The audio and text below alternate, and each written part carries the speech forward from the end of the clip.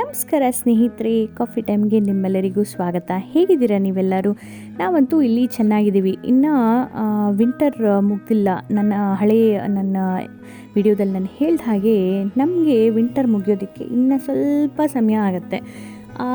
ಈ ವಿಡಿಯೋ ಬಂದುಬಿಟ್ಟು ನನ್ನ ಈ ಫ್ರೀಸಿಂಗ್ ರೈನ್ ಬಂದು ನಿಂತ ಮೇಲೆ ಹೇಗೆಲ್ಲ ಅದು ಬ್ಯೂಟಿಫುಲ್ಲಾಗಿ ಒಂದು ವಿಂಟರ್ ವಂಡರ್ಲ್ಯಾಂಡ್ನ ಕ್ರಿಯೇಟ್ ಮಾಡ್ತು ಅಂತ ಹೇಳಿಬಿಟ್ಟು ನಾನು ಒಂದು ಭಾಗ ಶೇರ್ ಮಾಡಿದ್ದೀನಿ ನಿಮ್ಮ ಜೊತೆ.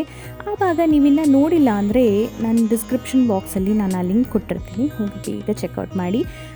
ಸೊ ಆ ಒಂದು ಪಾರ್ಟ್ 1 ನಾನೇನು ಅಪ್ಲೋಡ್ ಮಾಡಿದ್ದೆ ಅದರದ್ದೇ ಕಂಟಿನ್ಯೂಯೇಷನ್ ಇದು. ಸೊ ಇದು ಪಾರ್ಟ್ 2 ಆಗಿರುತ್ತೆ. ಇದು ಪಾರ್ಟ್ 1ಅಲ್ಲಿ ಆ ಫ್ರೀಸಿಂಗ್ ರೈನ್ ಬಂದು ನಿಂತ ಮೇಲೆ ಬರ್ಡ್ಸ್ ಎಲ್ಲ ಹೇಗೆ ಆ ಒಂದು ಸುಂದರವಾದ ದೃಶ್ಯನ ಎಂಜಾಯ್ ಮಾಡ್ತಾಯಿದ್ರು ಅಂತ ಹೇಳಿಬಿಟ್ಟು ಕೆಲವೊಂದು ನಾನು ಕ್ಯಾಪ್ಚರ್ ಮಾಡಿದಂಥ ಕೆಲವೊಂದು ಪಿಕ್ಚರ್ಸ್ನ ನಾನು ನಿಮ್ಮ ಜೊತೆ ಶೇರ್ ಮಾಡಿದ್ದೆ.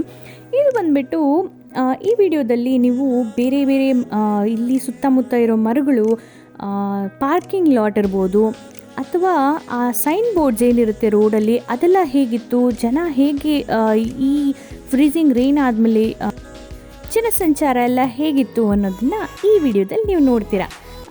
ನನ್ನ ಹಳೆ ವಿಡಿಯೋ ನಿಮಗೆ ಇಷ್ಟ ಆದಂಗೆ ಈ ವಿಡಿಯೋನೂ ನಿಮ್ಗೆ ಇಷ್ಟ ಆಗುತ್ತೆ ಅಂತ ನಾನು ಅಂದ್ಕೊಂಡಿದ್ದೀನಿ. ಇಷ್ಟ ಆದರೆ ಗೊತ್ತಲ್ಲ, ಲೈಕ್ ಮಾಡಿ, ಹೇಗನ್ನಿಸ್ತು ಅಂತ ಹೇಳಿಬಿಟ್ಟು ಕಮೆಂಟ್ ಮಾಡಿ. ತುಂಬ ಜನ ನನಗೆ ಇನ್ಸ್ಟಾಗ್ರಾಮಲ್ಲಿರ್ಬೋದು ಇಲ್ಲಾಂದರೆ ವಾಟ್ಸಪ್ ಮೆಸೇಜ್ ಮಾಡಿ ನನಗೆ ಪರ್ಸ್ನಲಾಗಿ ನನಗೆ ಕಮೆಂಟ್ಸ್ ತಿಳಿಸ್ತಾ ಇದ್ದೀರಾ. ಆದರೆ ನನ್ನ ವಿಡಿಯೋದಲ್ಲಿ ಯಾರೂ ಕಮೆಂಟ್ ಮಾಡ್ತಾಯಿಲ್ಲ, ಲೈಕ್ ಮಾಡ್ತಾಯಿದ್ರು, ಅದಕ್ಕೆ ಕಮೆಂಟ್ ಮಾಡ್ತಾಯಿಲ್ಲ. ಆ ಇಂಟ್ರ್ಯಾಕ್ಷನ್ ಇದ್ದಾಗ ಸಾಕಷ್ಟು ಜನಕ್ಕೆ ನನ್ನ ವಿಡಿಯೋ ರೀಚ್ ಆಗುತ್ತೆ ಸ್ನೇಹಿತರೆ. ಸೊ ಪ್ಲೀಸ್ ನೀವು ನನ್ನ ವಿಡಿಯೋ ಕೆಳಗೆ ಕಮೆಂಟ್ ಸೆಕ್ಷನಲ್ಲಿ ಏನಿದೆ ಅಲ್ಲಿ ನೀವು ಕಮೆಂಟ್ ಮಾಡಿದಾಗಲೇ ಅದು ತುಂಬ ಜನಕ್ಕೆ ರೀಚ್ ಆಗೋದು. ಸೊ ಈ ವಿಡಿಯೋಗೆ ಕಮೆಂಟ್ ಮಾಡೋದನ್ನು ಪ್ಲೀಸ್ ಮರಿಬೇಡಿ. ಸೊ ನಾನು ಹಳೆ ವಿಡಿಯೋದಲ್ಲಿ ನಾನು ಹೇಳಿದ ಹಾಗೆ ಇದು ತುಂಬಾ ಬ್ಯೂಟಿಫುಲ್ ಆಗಿತ್ತು. ಎಷ್ಟೊಂದು ವಿಡಿಯೋಸ್ ಮತ್ತು ಪಿಕ್ಚರ್ಸ್ ನಾನು ತೊಗೊಂಡಿದ್ದೀನಿ ಅಂದರೆ ಎಲ್ಲ ಒಂದು ವಿಡಿಯೋ ಮಾಡಬೇಕು ಅಂದರೆ ತುಂಬಾ ಲೆಂತಿ ಆಗಿಬಿಡತ್ತೆ ಅಂತ ಹೇಳಿಬಿಟ್ಟು ನಾನು ಡಿಫ್ರೆಂಟ್ ಪಾರ್ಟ್ಸ್ ಆಗಿ ನಾನು ಅಪ್ಲೋಡ್ ಮಾಡ್ತಾಯಿದ್ದೀನಿ. ಸೊ ತಡ ಯಾಕೆ, ನೀವು ಬೇಗ ಹೋಗಿ ಈ ವಿಡಿಯೋ ಹೇಗಿದೆ ಅಂತ ಹೇಳಿಬಿಟ್ಟು ಚೆಕ್ಔಟ್ ಮಾಡಿ. ನಿಮಗೆ ಇಷ್ಟ ಆಗುತ್ತೆ ಅಂತ ಅಂದ್ಕೊಂಡಿದ್ದೀನಿ. ನನಗೊಂದು ಕಾಮನ್ ಪ್ರಶ್ನೆ ಬಂದಿದ್ದು ಏನಂದರೆ, ಈಗಲೂ ಇದೇ ಥರ ಇದೆಯಾ ಅಂತ ಹೇಳಿಬಿಟ್ಟು. ಆ್ಯಕ್ಚುಲಿ ಈಗ ಎಲ್ಲ ಕರಗಿಬಿಟ್ಟಿದೆ ಸ್ನೇಹಿತರೆ. ಸ್ವಲ್ಪ ಸ್ಪ್ರಿಂಗ್ ಕಡೆಗೆ ಹೋಗ್ತಾ ಇದೆಯಲ್ಲ, ಇನ್ನೇನು ಒಂದು ವಾರದಲ್ಲಿ ಇಲ್ಲಿ ಸ್ಪ್ರಿಂಗ್ ಸ್ಟಾರ್ಟ್ ಆಗುತ್ತೆ. ಹಾಗಾಗಿ ಸ್ವಲ್ಪ ಕರಗೋದಕ್ಕೆ ಶುರುವಾಗಿದೆ. ನಮಗೇನೆಂದರೆ ಸ್ಪ್ರಿಂಗ್ ಕಡೆ ಹೋಗ್ತಾ ಹೋಗ್ತಾ ವಿಂಟರಿಂದ ಸ್ವಲ್ಪ ಮಳೆ ಜಾಸ್ತಿ ಆಗುತ್ತೆ, ಟೆಂಪ್ರೇಚರ್ಸ್ ಡೌನ್ ಇರುತ್ತೆ. ಆದರೆ ಈ ಥರ ಫ್ರೀಸ್ ಆಗೋ ಅಂಥ ಟೆಂಪ್ರೇಚರ್ಸ್ ಏನಲ್ಲ. ಈ ಥರ ಫ್ರೀಸ್ ಆಗಬೇಕು ಅಂದರೆ ಏನಿಲ್ಲ ಅಂದ್ರೂ -10 -15 ಆ ಥರನೇ ಇರಬೇಕು. ಸೊ ಅಷ್ಟೆಲ್ಲ ಏನಿಲ್ಲ, ಏನಿದ್ರು -6 -7 ವಿತಿನ್ -1 to -10 ಒಳಗಡೆನೇ ಇರುತ್ತೆ ಟೆಂಪ್ರೇಚರು. ಸೊ ಹಾಗಾಗಿ ಮಳೆ ಜಾಸ್ತಿ ಇರುತ್ತೆ ಸ್ಪ್ರಿಂಗಲ್ಲಿ ನಮಗೆ. ಸೊ ನಮಗೆ ಈಗ ಸದ್ಯಕ್ಕಂತೂ ಈ ಥರ ಟೆಂಪ್ರೇಚರ್ ನೋಡೋದಕ್ಕೆ ನಮಗೆ ಈಗ ಸಿಗಲ್ಲ. ಮತ್ತು ಇಲ್ಲಿ ನೋಡ್ತಾ ಇದ್ದೀರಲ್ಲ ಆ ರೆಂಬೆಗಳಿಗೆಲ್ಲ ಹೇಗೆ ಕಟ್ಟಿದೆ ಅಂತ ಹೇಳಿಬಿಟ್ಟು. ನಾನಂತೂ ಇದನ್ನು ರೆಂಬೆಗಳಿಂದ ತೆಗೆಯುವಾಗ ನನಗೇನು ಅನಿಸಿಲ್ಲ, ನಾನು ಈಸಿಯಾಗಿ ತೆಗಿತಾ ಇದ್ದೆ. ಇಲ್ಲಿ ನೋಡಿ, ಆ ರೆಂಬೆ ಮುಟ್ಟಿದಾಗಲೇ ಅದು ಹೇಗೆ ಕಟ್ಟಾಯಿತು ಅಂತ ಹೇಳಿಬಿಟ್ಟು. ಸೊ ನಾನು ಹೇಳ್ತಾ ಇದ್ದಾಗೆ ರೆಂಬೆಗಳು ಇಂದ ನಾನು ಅದನ್ನು ಎಳೆಯುವಾಗ ಏನು ಅನಿಸಿಲ್ಲ. ಆಮೇಲೆ ಎಲ್ಲ ಈ ಐಸ್ ಜೊತೆ ಎಲ್ಲ ಆಟ ಆಡಿದ್ಮೇಲೆ ಮನೆಗೆ ಬಂದಮೇಲೆ ಕೈಯೆಲ್ಲ ದಪ್ಪ ಊದ್ಕೊಂಡ್ಬಿಟ್ಟಿತ್ತು. ಅಂದರೆ ತುಂಬ ಭಯಪಡೋ ಥರ ಏನು ಊದಿರಲಿಲ್ಲ, ಬಟ್ ಆ ಚಳಿಗೆ ಅದು ಸ್ವಲ್ಪ ಬೆರಳುಗಳೆಲ್ಲ ಊದ್ದಂಗೆ ಅನ್ನಿಸ್ತಾ ಇತ್ತು. ತುಂಬ ತಣ್ಣಗಿರೋ ಕಾರಣಕ್ಕೆ ನಾವು ಅದನ್ನು ಮುಟ್ಟೋದಕ್ಕಾಗಲ್ಲ. ಆದರೆ ಸ್ವಲ್ಪ ಮುಟ್ಟಬೇಕು ಅಂತ ಅನಿಸೋದ್ರಿಂದ ಅದನ್ನು ಮುಟ್ಟಿದ್ದಕ್ಕೆ ಆ ರೀತಿ ಆಯಿತು. ಆಮೇಲೆ ಮನೆಗೆ ಬಂದು ಸ್ವಲ್ಪ ಹೀಟರೆಲ್ಲ ಆನ್ ಮಾಡಿ ಬೆಚ್ಚಗೆ ಮಾಡ್ಕೊಂಡ್ಮೇಲೆ ನಾರ್ಮಲ್ ಬಂದುಬಿಡ್ತು. ಸೊ ಇದು ಯಾಕೆ ಹೇಳಿದೆ ಅಂದರೆ ಕೆಲವೊಬ್ಬರು ನನ್ನ ಕೇಳ್ತಾರೆ, ಅದನ್ನೆಲ್ಲ ಹೇಗೆ ಚಳಿಯಲ್ಲಿ ನೀವು ಓಡಾಡ್ತೀರಾ, ಕೈಯೆಲ್ಲ ಫ್ರೀಸ್ ಆಗಲ್ವಾ? ನಾನು ಎಷ್ಟೊಂದು ಸಲ ನಾನು ಸ್ನೋ ಮುಟ್ಟಿ ಆಟಾಡಿರೋದನ್ನೆಲ್ಲ ನನ್ನ ವೀಡಿಯೋಸಲ್ಲಿ ನಾನು ಇನ್ಕ್ಲೂಡ್ ಮಾಡಿರ್ತೀನಿ. ಸೊ ಕೇಳ್ತಾರೆ ಮುಟ್ಟಿದಾಗ ಏನೂ ಅನಿಸಲ್ವಾ ಅಂತ. ನಮಗೆ ಚಳಿ ಆಗುತ್ತೆ, ಬಟ್ ಏನಂದರೆ ಸ್ವಲ್ಪ ಇಷ್ಟ ಆಗೋದ್ರಿಂದ ಅದನ್ನು ಮುಟ್ತೀವಿ. ಹಾಗೆ ಆಮೇಲೆ ಅದಕ್ಕೇನು ಮಾಡಬೇಕು ಅದನ್ನು ಮಾಡಿದಾಗ ಅದು ನಾರ್ಮಲ್ ಟೆಂಪ್ರೇಚರ್ ಬಂದುಬಿಡುತ್ತೆ. ಮತ್ತು ಇಲ್ಲಿ ನೋಡಿ ಟ್ರೀಸ್ ಎಲ್ಲ ಹೇಗೆ ಫ್ರೀಸ್ ಆಗಿದೆ ಅಂತ ಹೇಳಿಬಿಟ್ಟು, ಆ ಕರೆಂಟ್ ಪೋಲ್ಸ್ ಎಲ್ಲ ಏನಿದೆ ಅಲ್ಲೂ ಅಷ್ಟೇ ಒಂದು ಥಿನ್ನ ಲೇಯರ್ ಫಾರ್ಮ್ ಆಗಿತ್ತು. ಕೆಲವೊಂದು ಈ ಥರ ಸುಮ್ಮನೆ ಮುಟ್ಟಿದ್ರೆ ಬಂದುಬಿಡ್ತಾ ಇತ್ತು, ಕೆಲವೊಂದು ಬರ್ತಾ ಇರಲಿಲ್ಲ. ಹಾಗಂತ ಏನಾದರೂ ನಾವು ಫೋರ್ಸ್ ಹಾಕಿದ್ವಿ ಅಂತ ಇಟ್ಕೊಳ್ಳಿ, ಒಳಗಡೆ ಮೂಳೆಗಳೆಲ್ಲ ನೋವಾಗೋಕ್ಕೆ ಶುರುವಾಗುತ್ತೆ. ಆಮೇಲೆ ಅಲ್ಲಿ ನೋವು ಇಲ್ಲಿ ನೋವು ಅಂತ ಮನೆಗೆ ಬಂದಮೇಲೆ ಖಂಡಿತವಾಗೂ ಅಂದೇ ಅಂತೀವಿ. ಸೊ ಹಾಗಾಗಿ ನಾವಂತೂ ಅದ್ರ ತಂಟೆಗೆ ಹೋಗಲ್ಲ. ಈಸಿಯಾಗಿ ಬರುತ್ತೆ ಅಂದರೆ ಸ್ವಲ್ಪ ಹಾಗೆ ಕೈಯಲ್ಲಿ ಮುಟ್ಟಾಗ ಬಂದುಬಿಡ್ತು ಅಂದರೆ ಅದನ್ನು ಎಳಿತೀವಿ, ಇಲ್ಲಾಂದರೆ ಅದು ಮಾಡಲೇಬಾರ್ದು ಆ್ಯಕ್ಚುಲಾಗಿ. ಇನ್ಫ್ಯಾಕ್ಟ್ ಅದನ್ನು ತುಂಬ ಜನ ಹೊಸದಾಗಿ ಬಂದಿದ್ದಾರೆ ಅಂದರೆ ಅದನ್ನು ಮಾಡೋದಕ್ಕೆ ಹೆದರ್ತಾರೆ. ನಾವು ಇಷ್ಟು ವರ್ಷಗಳು ಇದ್ದೀವಿ, ಅದ್ರ ಜೊತೆ ಸ್ನೋ ಚಿಲ್ ವೆದರ್ ನಮಗೆ ಅಭ್ಯಾಸ ಆಗಿಬಿಟ್ಟಿದೆ ಈಗ, ಹಾಗಾಗಿ ಅಷ್ಟಾಗಿ ಏನು ಅನಿಸಲ್ಲ. ಬಟ್ ಒಂದೊಂದು ಸಲ ನಾನು ಆಗಲೇ ಹೇಳಿದ ಫೋರ್ಸಾಗಿ ಏನಾದರೂ ಮಾಡೋಕ್ಕೆ ಹೋದರೆ ಅದು ಸ್ವಲ್ಪ ಪೇಯ್ನ್ ಆಗೋದಂತೂ ಅದು ಖಂಡಿತ.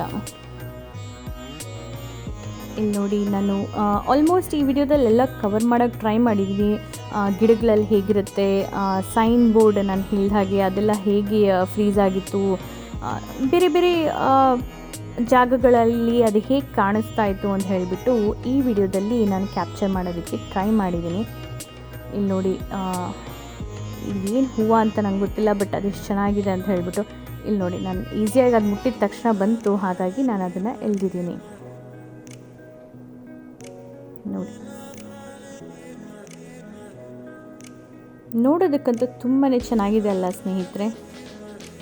ನನಗಂತೂ ನೋಡೋದಕ್ಕೆ ತುಂಬಾ ಇಷ್ಟ ಆಯಿತು. ಆದರೆ ಚಳಿಯಲ್ಲಿ ಎಷ್ಟೇ ನಾವು ವಾರ್ಮ್ ಆಗಿ ಲೇಯರ್ಸ್ ಹಾಕ್ಕೊಂಡು ಹೋದ್ರೂ ಚಳಿ ಅಷ್ಟಾಗಿ ತಡ್ಕೊಳ್ಳೋದಕ್ಕಾಗಲ್ಲ. ಅದರಲ್ಲೂ ನಾವೇನು ಮಾಡಿದ್ವಿ ಅಂದರೆ ಸ್ವಲ್ಪ ಕತ್ಲಾಗೋ ಟೈಮಲ್ಲಿ ಹೋಗಿಬಿಟ್ವಿ, ಹಾಗಾಗಿ ಇದ್ದಿದ್ದು ಚಳಿ ಜಾಸ್ತಿ ಆಗ್ತಾಯಿತ್ತು. ಸ್ವಲ್ಪ ಮಧ್ಯಾಹ್ನದ ಹೊತ್ತಲ್ಲಿ ಹೋಗಿದ್ದಿದ್ರೆ ಸ್ವಲ್ಪ ಹೊತ್ತು ಜಾಸ್ತಿ ನಾವು ಈ ವಿಂಟರ್ ವಂಡರ್ಲ್ಯಾಂಡಲ್ಲಿ ನಾವು ಕಳಿಬೋದಾಗಿತ್ತು ಅಂತ ನನಗನ್ಸುತ್ತೆ. ನಿಮ್ಗೆ ಸೈನ್ ಬೋರ್ಡ್ ಹತ್ತಿರ ಕಾಣಿಸ್ತಾ ಇದೆಯಾ? ಅದು ನೀರು ಸೋರ್ಬಿಟ್ಟು ಅದು ಫ್ರೀಸ್ ಆದಾಗ ಹೆಂಗೆ ಕಾಣುತ್ತೋ ಹಾಗೆ ಅದು ಐಸ್ ಎಲ್ಲ ಫಾರ್ಮ್ ಆಗಿದೆ ಅಂತ ಹೇಳ್ಬಿಟ್ಟು ಮುಂದೆ ಇನ್ನೂ ಒಂದು ಕೆಲವು ಸೈನ್ ಬೋರ್ಡ್ಸ್ ನಾನು ಕ್ಯಾಪ್ಚರ್ ಮಾಡೋಕ್ಕೆ ಟ್ರೈ ಮಾಡಿದ್ದೀನಿ. ನಾನು ಆಗಲೇ ಹೇಳಿದಾಗೆ ಸನ್ಸೆಟ್ ಆಗ್ತಾಯಿತ್ತು, ಸೊ ಹಾಗಾಗಿ ಲೈಟ್ ರಿಫ್ಲೆಕ್ಷನಿಂದ ಅದು ಅಷ್ಟು ಕ್ಲಿಯರಾಗಿ ಕ್ಯಾಪ್ಚರ್ ಆಗಿಲ್ಲ ಅದು. ಮತ್ತು ಸ್ವಲ್ಪ ಹೊತ್ತಿಗೆ ಮುಂಚೆ ನೋಡಿದ್ರಲ್ಲ, ಯಾರೋ ಒಬ್ಬರು ಅವ್ರ ಬ್ಯಾಗ್ಗೆ ಆ ರೀತಿ ಫ್ಲ್ಯಾಶಿ ಆಗಿ ಏನೋ ಹಾಕ್ಕೊಂಡು ಹೋಗ್ತಾಯಿದ್ರು ಅಂತ ಹೇಳಿಬಿಟ್ಟು, ಆ ಥರ ಹಾಕೋದ್ರಿಂದ ಯಾವಾಗಲಾದರೂ ನಾವು ರೋಡ್ ಕ್ರಾಸ್ ಮಾಡಬೇಕಾದ್ರೆ ಅಥವಾ ನಾವು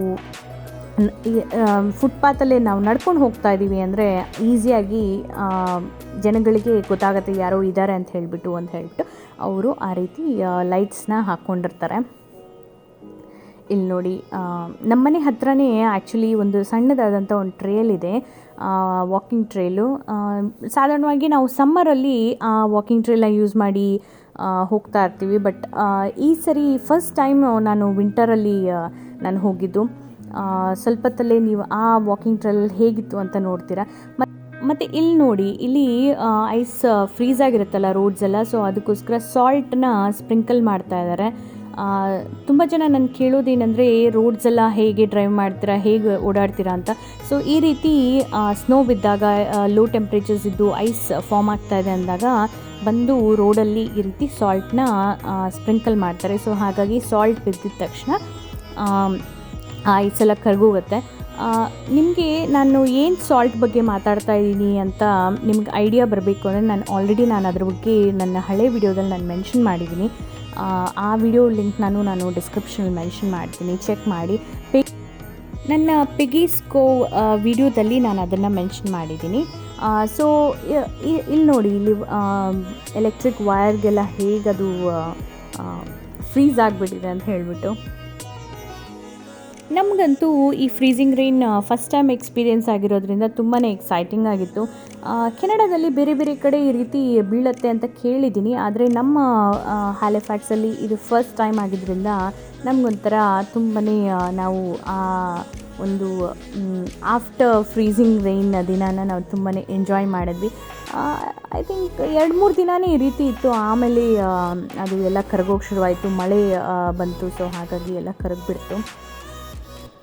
ನೋಡಿ ಅದು ಹೇಗೆ ಕಟ್ಟಿದೆ ಅಂತ ಹೇಳಿಬಿಟ್ಟು.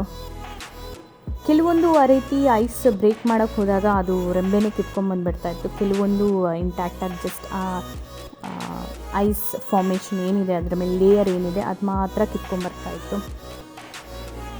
ನೋಡಿ ಕೇಬಲ್ಸ್ಗೆಲ್ಲ ಹೇಗಾಗಿದೆ ಅಂತ ಹೇಳಿಬಿಟ್ಟು. ನೋಡಿ ಇದನ್ನೇ ನಾನು ಹೇಳ್ತಾ ಇದ್ದಿದ್ದು, ಎಲೆಕ್ಟ್ರಿಕ್ ಪೋಲ್ ಏನಿದೆ ಅದಕ್ಕೆ ಹೇಗೆ ಕಟ್ಟಿದೆ ಅಂತ ಹೇಳಿ. ಇದು ತುಂಬ ಲೈಟಾಗಿತ್ತು, ಜಸ್ಟ್ ಈಗ ಅಂತಿದ್ದ ಹಾಗೆ ಬಂದುಬಿಡ್ತು. ಕೆಲವೊಂದಕ್ಕೆ ತುಂಬಾ ಥಿಕ್ ಲೇಯರ್ ಫಾರ್ಮ್ ಆಗಿತ್ತು, ಅದಷ್ಟು ಈಸಿಯಾಗಿರಲಿಲ್ಲ ಕಿತ್ತೋದಕ್ಕೆ. ಕಿತ್ತಬೇಕು ಅಂತ ಏನೂ ಇಲ್ಲ ಸ್ನೇಹಿತರೆ, ಜಸ್ಟ್ ನಾವು ಫನ್ಗೋಸ್ಕರ ಕಿತ್ತಿದ್ದಷ್ಟೇ ಅದನ್ನು. ಮತ್ತು ನಾನು ಹೇಳ್ತಾ ಇದ್ನಲ್ಲ ವಾಕಿಂಗ್ ಟ್ರೈಲ್ ಅಂತ ಹೇಳಿಬಿಟ್ಟು, ಇದೇ ಆ ವಾಕಿಂಗ್ ಟ್ರೈಲು. ಸಮ್ಮರಲ್ಲಿ ತುಂಬ ಬ್ಯೂಟಿಫುಲ್ಲಾಗಿ ಕಾಣುತ್ತೆ, ಗ್ರೀನ್ ಟ್ರೀಸ್ ಎಲ್ಲ ಇದ್ದು. ಅಫ್ಕೋರ್ಸ್ ಇದೂ ತುಂಬಾ ಬ್ಯೂಟಿಫುಲ್ ಆಗಿತ್ತು. ಇಲ್ಲಿ ನೋಡಿ ಎಷ್ಟು ಸ್ನೋ ಇದೆ ಅಂತ ಹೇಳಿಬಿಟ್ಟು. ನಂದು ವಿಂಟರ್ ಬೂಟ್ಸ್ ಇದ್ದಿದ್ದರಿಂದ ನಾನು ಈಸಿಯಾಗಿ ಅದ್ರ ಮೇಲೆ ನಡೆಯೋಕ್ಕಾಗ್ತಾಯಿತ್ತು. ನಾರ್ಮಲ್ ವಾಕಿಂಗ್ ಶೂಸ್ ಅಥವಾ ಆ ಥರ ನಾರ್ಮಲ್ ಶೂಸ್ ಹಾಕ್ಕೊಂಡು ನಡೆಯೋದಕ್ಕೆ ಟ್ರೈ ಮಾಡಬೇಡಿ, ಅದು ತುಂಬಾ ಡೇಂಜರಸ್ ಆಗುತ್ತೆ. ಕೆಲವೊಂದು ಸಲ ಅದು ಸ್ಲಿಪ್ ಆಗೋ ಚಾನ್ಸ್ ಇರುತ್ತೆ. ಅದು ಅಲ್ಲದೆ ಆ ವಾಕಿಂಗ್ ಶೂಸಲ್ಲಿ ಸ್ವಲ್ಪ ಹೋಲ್ಸ್ ಏರ್ ಸರ್ಕ್ಯುಲೇಷನ್ಗೋಸ್ಕರ ಕೊಟ್ಟಿರ್ತಾರೆ. ಸೊ ಅದರೊಳಗೇನಾದರೂ ಸ್ನೋ ಎಲ್ಲ ಹೋಯ್ತು ಅಂದರೆ ತುಂಬಾ ನಿಮ್ಮ ಕಾಲಿಗೆ ಚಳಿ ಆಗುತ್ತೆ. ಸೊ ಹಾಗಾಗಿ ಈ ಥರ ಸ್ನೋದಲ್ಲಿ ನಡೆಯುವಾಗ ಅದಕ್ಕೆ ಆದಂಥ ಬೂಟ್ಸ್ ಇದ್ದರೆ ಅದು ಈಸಿಯಾಗಿ ನಾವು ಇಂಥ ಒಂದು ಸ್ನೋ ವಾಕ್ನ ಎಂಜಾಯ್ ಮಾಡ್ಬೋದು. ಈ ಸಂಚಿಕೆಯಲ್ಲಿ ಇಷ್ಟೇ ಸ್ನೇಹಿತರೆ. ಮುಂದಿನ ಸಂಚಿಕೆಯಲ್ಲಿ ತುಂಬಾ ಒಳ್ಳೆ ಇಂಟ್ರೆಸ್ಟಿಂಗ್ ವಿಡಿಯೋ ಇದೆ. ಸೊ ಮಿಸ್ ಮಾಡ್ಕೋಬೇಡಿ, ಆ ವಿಡಿಯೋನ ತಪ್ಪದೇ ನೋಡಿ. ಮುಂದಿನ ಸಂಚಿಕೆಯಲ್ಲಿ ನಾನು ಮತ್ತೆ ನಿಮ್ಮನ್ನು ಭೇಟಿ ಆಗ್ತೀನಿ. ಅಲ್ಲಿವರೆಗೂ ಖುಷಿಯಾಗಿರಿ, ಖುಷಿನ ಹಂಚ್ತಾ ಇರಿ. ಬಾಯ್.